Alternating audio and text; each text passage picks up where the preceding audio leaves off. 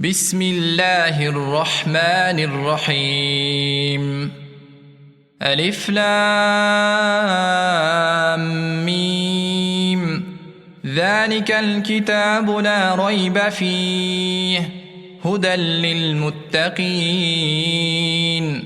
الذين يؤمنون بالغيب ويقيمون الصلاة ومما رزقناهم ينفقون والذين يؤمنون بما أنزل إليك وما أنزل من قبلك وبالآخرة هم يوقنون أولئك